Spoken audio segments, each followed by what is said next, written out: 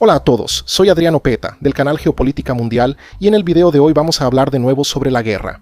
Ahora, otro aspecto relacionado con este conflicto entre Estados Unidos, Israel e Irán. Por cierto, dicho sea de paso, es una guerra que no fue declarada, no hubo formalmente una declaración de guerra, fíjense, pero es una guerra, ¿no? Así que la cosa está difícil. Y dentro de esa perspectiva, ahora vamos a ver a otro actor que está involucrado indirectamente y que va a ser afectado positiva o negativamente, va a ser afectado, que es China. Veo a mucha gente diciendo por ahí que, ¿por qué China está detestando esta guerra? Porque es el principal afectado por la exportación de petróleo de los países del Golfo y no sé qué más. ¿Y será que es así? Yo no creo nada, ¿ok? Voy a dejar esto muy claro, yo traigo hechos. Yo voy tras los números, los gráficos, los mapas y traigo evidencias. Yo no estoy aquí para opinar. Yo lo traigo aquí porque lo importante son los hechos, ¿de acuerdo? Y si tú estás de acuerdo con los hechos o no con los números, eso ya es otro asunto. Pero yo no creo nada, yo voy tras lo que está pasando. Y dicho sea de paso, no creo que China esté tan disgustada con esta situación, Pero de cualquier forma, vamos a ver esto con más detalle en el video de hoy. Antes de eso, si nunca has venido aquí al canal, suscríbete, activa la campanita de notificaciones, que nunca funciona, dicho sea de paso, ¿verdad? Y no te olvides de las otras redes, en Instagram, en Telegram, ¿verdad? En Twitter siempre estoy subiendo algunos shorts ahí también, algunos comentarios, ¿no? Para complementar lo que traigo aquí en el canal, así que sígueme en las otras redes, ¿va? Los enlaces de las otras redes están en la descripción del video. Mi nombre es Adriano Peta y este es el canal Geopolítica Mundial.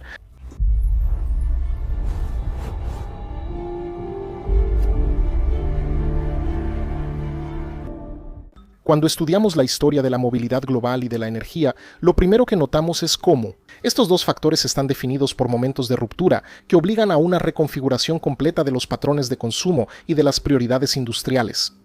En 1979, por ejemplo, la crisis provocada por la revolución iraní sirvió como catalizador que puso fin a la era del petróleo barato, obligando a la industria automotriz a abandonar los excesos en favor de la eficiencia térmica. Y ahora, en marzo de 2026, el mundo enfrenta un escenario igualmente difícil y disruptivo, pero con una diferencia muy grande y fundamental. Mientras que en 1979 las alternativas apenas comenzaban, ahora, en 2026, tenemos la madurez tecnológica de la electrificación y los biocombustibles para intentar diluir un poco los daños causados por la excesiva dependencia de los combustibles fósiles. No es el escenario ideal, pero es una de esas situaciones en las que podría ser mucho peor. Eso se debe al conflicto que involucra a Irán, los países del Golfo y el bloqueo del Estrecho de Hormuz. No representa solo una crisis de abastecimiento temporal, sino el punto de inflexión que va a forzar una transición hacia un nuevo orden energético global. Además, no te engañes, aunque este conflicto milagrosamente dure poco, las tensiones van a permanecer y seguirán amenazando con volver en el futuro. Por eso, para que podamos entender la magnitud de esta crisis de 2026, es vital analizar el precedente, que fue el año de 1979 porque en ese periodo, la caída del Shah Mohammad Reza Pahlavi y el ascenso del régimen terrorista en Irán provocaron una reducción drástica en la oferta global de petróleo, elevando los precios a niveles que hicieron insostenible el patrón de consumo occidental. En esa época, el punto de inflexión de 1979 transformó el automóvil de un símbolo de poder y exceso en un ejercicio de ingeniería y economía. El fenómeno del downsizing, es decir, pasar de autos grandes y lujosos a una reducción de tamaño y peso de los vehículos, se convirtió en la nueva regla, con motores de 4 y 6 cilindros sustituyendo a los masivos V8 y la tracción delantera ganando espacio por su ligereza y eficiencia espacial. Y la crisis de 1979 también alteró el equilibrio geopolítico y el poder industrial, extendiendo la alfombra roja para las armadoras japonesas, como Toyota, Honda y Nissan, que ya dominaban el arte de la manufactura de autos compactos y económicos. En Brasil, esa misma crisis impulsó el proálcool, transformando al país en un pionero mundial en el uso de biomasa para el transporte. Esto resultó en el lanzamiento del Fiat 147 en 1979, el primer auto de serie movido completamente por etanol. Ahora, en 2026, la crisis en el Estrecho de Hormuz reactiva esos mismos detonantes de seguridad nacional y energética, pero a una escala mucho mayor, causada por la interdependencia global y la existencia de tecnologías de sustitución mucho más avanzadas. Así que, si en 1979 tuvimos la búsqueda de la eficiencia del motor de combustión, en 2026 se busca una sustitución parcial o total por trenes motrices eléctricos e híbridos flex. Ahora tenemos esta crisis que comenzó a finales de febrero de 2026 y se expandió en marzo, donde, después de una serie de eventos militares que paralizaron la arteria más vital del comercio de energía mundial, el distrito de Hormuz, que conecta el país del Golfo con el Océano Índico y amenazando incluso el Mar Rojo, que conecta el Mar Mediterráneo con el Océano Índico, el 28 de febrero de 2026. Las fuerzas de Estados Unidos e Israel iniciaron una ofensiva a gran escala contra las instalaciones iraníes, resultando en la muerte del líder supremo, el ayatolá Ali Jamenei, y de varios comandantes militares. Y, a diferencia de lo que Donald Trump imaginó, el régimen no colapsó incluso con la muerte de varios líderes iraníes. El régimen, a duras penas, sigue en pie. Y peor aún, logra contraatacar atacando instalaciones estadounidenses en la región, atacando a Israel y a los países del Golfo que albergan instalaciones estadounidenses. Y lo más importante, Irán utilizó su posición geográfica privilegiada para cerrar efectivamente. Hormuz es un paso por donde transitan cerca de 20 millones de barriles de petróleo y derivados diariamente. Donald Trump, tanto estimulado por Israel como intentando desviar la atención de problemas internos, pensó que Irán sería igual que Venezuela, pero estaba equivocado. La mayoría de los misiles y drones iraníes lograban pasar por las defensas estadounidenses e israelíes, causando estragos, hasta que con el paso del tiempo incluso quedaba claro que ni siquiera esas defensas estaban siendo reactivadas en número suficiente. En algunos casos, al ser reactivadas, indicaba que la escasez de munición de los interceptores estaba, de hecho, al límite. Se volvió una carrera, entonces, del lado israelí y estadounidense, tratando de destruir la mayor cantidad posible de lanzadores de misiles iraníes lo antes posible, mientras que, del lado iraní, ellos corrían para agotar la munición estadounidense e israelí. Pero, más que eso, diferente de conflictos anteriores, las operaciones de 2026 demostraron una utilización deliberada de la infraestructura energética como arma, ataques con municiones de petróleo, penetración profunda. Se utilizaron 5.000 libras para destruir instalaciones de misiles fortificadas en la costa iraní. Mientras tanto, drones y misiles iraníes apuntaban a refinerías y puertos. En Arabia Saudita, en Kuwait, en los Emiratos Árabes y en Qatar, el resultado fue la mayor interrupción en el suministro de energía de la historia, con la Agencia Internacional de Energía reportando una caída repentina de al menos 10 millones de barriles por día en la producción de los países del Golfo. De acuerdo con el propio Donald Trump, ellos no aceptarían y pensaban que los iraníes iban a tomar represalias. Y de cualquier manera, las consecuencias están ahí, incluso si Irán es derrotado. El daño ya está hecho, y muy probablemente esto apenas está comenzando. La incertidumbre sobre la navegabilidad en Hormuz empujó el precio del petróleo Brent por encima de los $103 por barril a mediados de marzo, con el WTI siguiendo una trayectoria similar. Y los analistas de mercado advierten que, si el bloqueo persiste por más de 4 semanas, los precios pueden alcanzar fácilmente la marca de $200 por barril o incluso más. Un escenario que obligaría al racionamiento global provocaría toda una serie de eventos geopolíticos catastróficos. En Estados Unidos, el precio promedio de la gasolina regular alcanzó los $3.79 por galón. En marzo de 2026, en algunos lugares, llegó a superar los $5. El nivel más alto en años, generando un efecto inmediato en las intenciones de compra de los consumidores. En Brasil, la volatilidad internacional se reflejó en las estaciones de servicio de manera más variada. Ante este escenario ridículo para los combustibles fósiles, Brasil, por suerte, tiene algo de margen de maniobra adicional. Aunque sea tímido, porque a diferencia de las vulnerabilidades extremas de 1979, Brasil construyó, a lo largo de 5 décadas, un ecosistema de bioenergía que sirve como un amortiguador contra choques externos. Eso no fue planeación del gobierno, sino oportunismo del sector privado, porque el sector energético sucroalcoholero, liderado por UNICA, inició la zafra de 2026 y 2027 con una producción histórica estimada en 4.000 millones de litros adicionales en relación con el ciclo anterior. La oferta excedente de etanol, que debe alcanzar entre 37 y 38 mil millones de litros solo en el centro-sur, alivia no solo el abastecimiento de la flota Flex, sino también el mantenimiento de la mezcla obligatoria en la gasolina, que el gobierno federal planeaba elevar al 35% a través de otro proyecto de ley llamado Combustible del Futuro. Ese excedente se ve reforzado por la expansión meteórica del etanol de maíz en el centro-oeste, que por sí solo debe ofrecer 12 mil millones de litros en la cosecha actual. La lógica económica es clara con el petróleo alcanzando picos de volatilidad. El etanol 100% nacional protegió relativamente al consumidor, de nuevo no lo protegió, pero alivió mucho el choque. fortalece la matriz energética y mantiene la competitividad, sin la necesidad de subsidios gubernamentales insostenibles a largo plazo. ¿Qué lo diferencia de otros países como Japón y Estados Unidos? Y además de ese beneficio económico, también se utiliza el discurso ambiental, porque el argumento que se usa ahora es que el etanol de caña de azúcar brasileño emite 90% menos CO2 que la gasolina convencional. Pero hay otro factor destacado que es incluso mayor que el del escenario brasileño y que involucra a todo el planeta, que es el fortalecimiento de la electrificación vehicular. Digo esto porque la pregunta central de la crisis de 2026 no es si habrá estímulos para la electrificación, sino cuán rápido. Esa transición va a canibalizar el mercado de motores de combustión interna.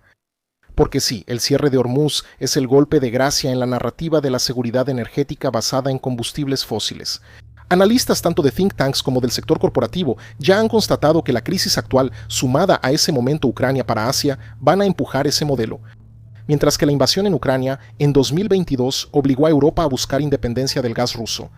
El conflicto en Hormuz expuso la vulnerabilidad del continente asiático, que importa el 40% de su petróleo a través del estrecho de Hormuz, con la diferencia fundamental de que en 2026, a diferencia de las crisis de los años 70, hoy existe una tecnología alternativa, de bajo costo y lista para escalar, los vehículos eléctricos y las energías renovables. La flota de vehículos eléctricos evitó, en 2025, el consumo de aproximadamente 1.7 millones de barriles de petróleo por día, algo equivalente al 70% de las exportaciones totales de Irán durante el conflicto. Y esa capacidad de autonomía energética transformó a los vehículos eléctricos, que antes eran vistos como un producto de lujo o de nicho ambiental, en una herramienta de defensa nacional. Naciones como Australia, ahora viene la adopción de 1 millón de eléctricos como una oportunidad para reducir la dependencia de combustibles extranjeros en más de 1.000 millones de litros por año. En Brasil, los datos del primer bimestre de 2026 mostraron una aceleración sin precedentes en este segmento, con las ventas de vehículos eléctricos creciendo un 90% en comparación con el mismo periodo de 2025, y la participación de estos vehículos en el mercado total de automóviles ahora llega al 14%. O sea, más de 1 de cada 10 autos vendidos en el país ya cuenta con algún tipo de electrificación. Y dentro de este segmento, los vehículos 100% eléctricos a batería tuvieron un crecimiento del 94% en comparación con febrero de 2025, liderados por la china BYD, que se convirtió en la más vendida en el mercado minorista brasileño, algo motivado por incentivos estatales como el IPVA, y por una percepción creciente de que el costo por kilómetro recorrido con electricidad es imbatible frente a la gasolina a $100 el barril. Entonces, date cuenta de que la reconfiguración energética de 2026 no solo va a alterar lo que los consumidores compran, sino también quién detenta el poder global, porque ese conflicto en Irán va a acelerar la transición de un mundo fuertemente influenciado por el petróleo hacia un escenario liderado por el primer electroestado, China. Queda por ver si esa transición será realmente así.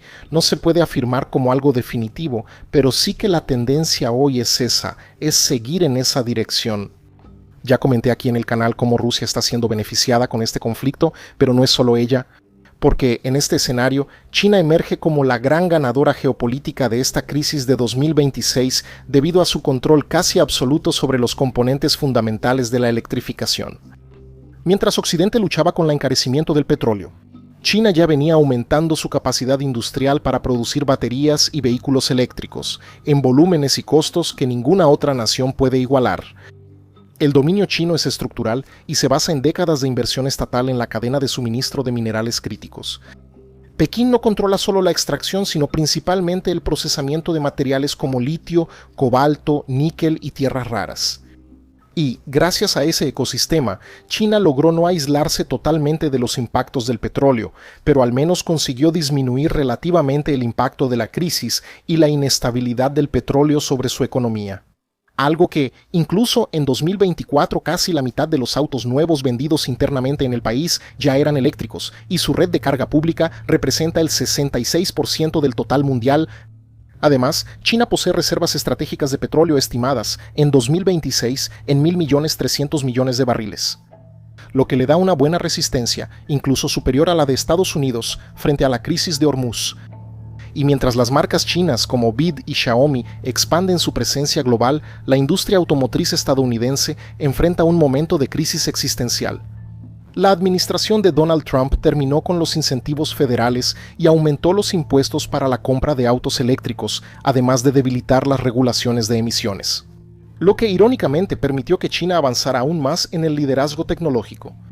Tesla, de Elon Musk, que durante años fue la cara de la revolución eléctrica, perdió la corona como la mayor vendedora mundial de autos eléctricos. Para BYD en 2025, en el cuarto trimestre de 2025, las entregas de Tesla cayeron un 16%, mientras que BYD continuó su trayectoria ascendente, entregando 2.260.000 vehículos eléctricos en el año contra 1.640.000 de Tesla en 2026. El mercado evalúa a Tesla menos como una automotriz y más como una empresa de inteligencia artificial y robótica, señalando que la batalla por el hardware de transporte masivo ya fue ampliamente ganada por los chinos.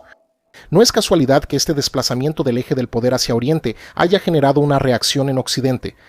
En febrero de 2026, el gobierno de Estados Unidos lanzó el Project Vault, una reserva estratégica de minerales críticos de $12.000 millones que busca almacenar materiales esenciales y financiar el procesamiento doméstico para reducir la dependencia del petróleo, con países como Australia, Canadá y naciones de la Unión Europea también intentando proyectos similares. Sin embargo, no es fácil, porque el procesamiento de minerales no es solo su extracción, sino que hay que considerar que ese es el verdadero centro de gravedad del poder.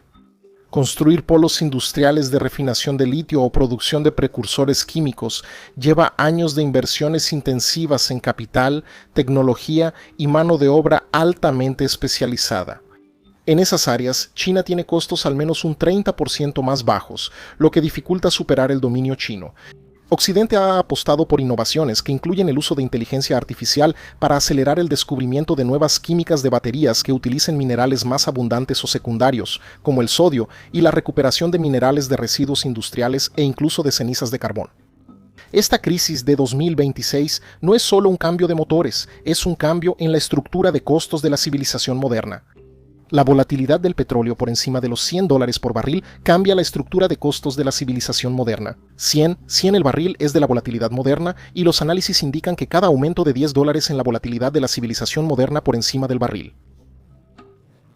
2 civilización, volatilidad, civilización, petróleo, cambio, estructura, volatilidad, por encima de $1 el barril por encima el barril, volatilidad moderna por encima, un cambio costos petróleo, costos de la civilización petróleo por encima barril, cambio de los $100, barril. Estructura moderna, volatilidad, el cambio estructura costos de la economías emergentes dependentes de energía. Un cambio de la civilización moderna por encima de los 100, el barril 1 en los costos civilización moderna, la volatilidad del petróleo por encima, barril volatilidad del petróleo, $, el barril cambio estructura de la volatilidad del petróleo por encima de los, en los costos civilización petróleo por encima de los 100 estructura de la civilización moderna. Los europeos saben hacer mejor, aumentando los impuestos sobre las ganancias de las empresas de energía. Y en Australia se liberaron reservas domésticas de diésel para evitar el colapso logístico. Pero esas son medidas paliativas porque, en la práctica, la tendencia empuja hacia la electrificación por una cuestión de supervivencia nacional. Bueno, amigos, ¿vieron entonces que estamos siendo empujados hacia una electrificación global de los autos? Es difícil decirlo con certeza todavía, pero que sí hay un empuje, sí lo hay. Si eso se va a concretar, no lo sé. Yo no hago profecías, yo tomo las tendencias y digo, estamos yendo en esa dirección. No voy a decir categóricamente que es inevitable, ¿verdad? Es lo mismo que cuando miro al horizonte, veo nubes oscuras de lluvia y digo, quita la ropa del tendedero porque en un rato es muy probable que llueva y se va a mojar la ropa. Y ahí depende, ¿no? Si van a quitar la ropa o no, yo voy a apostar para ver. Esa es la función de un analista. Yo pongo ahí las estimaciones, los análisis, las probabilidades de lo que va a pasar. No es profecía, hasta porque es importante dejar muy claro, en geopolítica todo está pasando todo el tiempo y por eso siempre tenemos que estar trayendo nuevos análisis, porque de repente pasa otra cosa y cambia todo. Imagínate si cae un meteorito mañana, cambia todo el análisis, ¿no? Entonces siempre tenemos que estar atentos a eso. No son profecías, son tendencias y yo estoy señalando las tendencias hacia dónde van. Y en este momento estamos viendo una tendencia muy fuerte hacia la electrificación de los autos, ¿de acuerdo?